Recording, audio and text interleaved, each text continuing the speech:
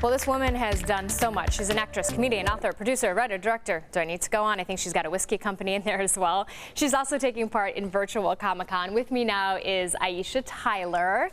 Good morning, first of all. Hi, good morning. How are you? Good. Are you doing okay? I'm doing great. I mean, you know, this is obviously, it's not Comic-Con here in my house, but I'm so glad that, you know, I love coming to San Diego every year for Comic-Con. It's the highlight of my summer, and I'm glad that everybody's staying safe, and I'm glad that we're able to do something to still connect with the fans. Yeah, that's for the sure. best part of it. And you kicked off your virtual Comic-Con experience moderating the panel for the show The Boys, and I've been talking about the show recently. I just caught on to it. I just saw it. It's such a good show. How did that go? And you did it last year too, you said, right?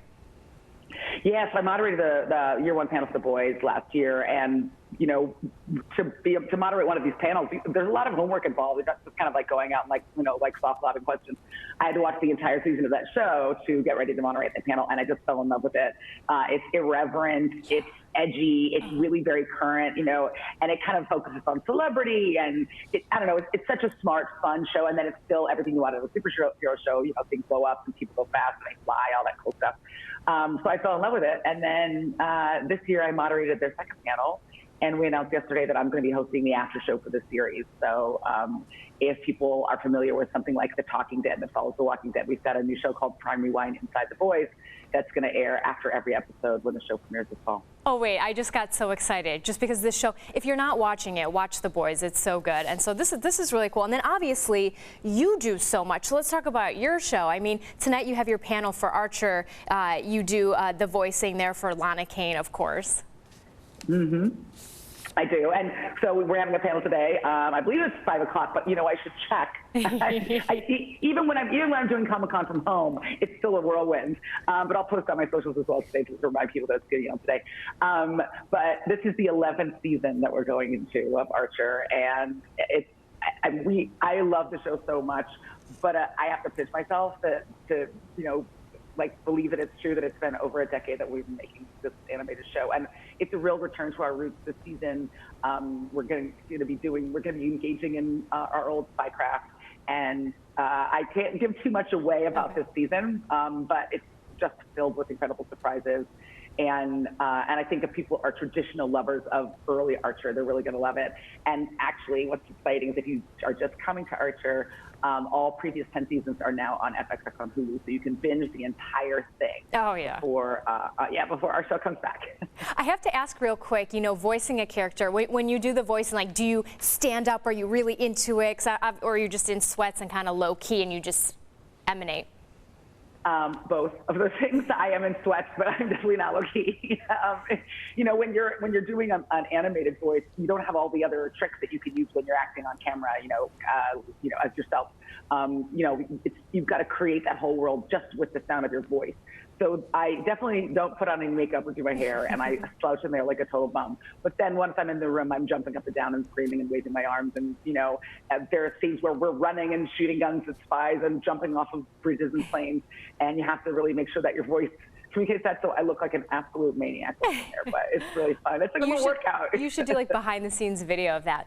You know, I mentioned when I introduced you, obviously we know your phrase from acting, from talk show hosts. You're directing, you're doing so much, and you also have a whiskey company. I do. I have a ready-to-drink cocktail line called Courage and Stone. There she is. She's over my shoulder right here. And these are a line of ready-to-drink, absolutely good to go, nothing to add, nothing to mix, premium classic cocktails. So we launched with a classic Manhattan and a classic Old Fashioned. The Old Fashioned is actually the most popular cocktail in America, thanks in part to the popularity of Mad Men and to the movie Crazy Stupid Love. And I'm a big cocktail fan. I always have been. And I used to get home on a Wednesday and just want one great drink. And there'd be like, you know, a third of a bottle of like oxidized Sauvignon Blanc in my fridge, you know, wah.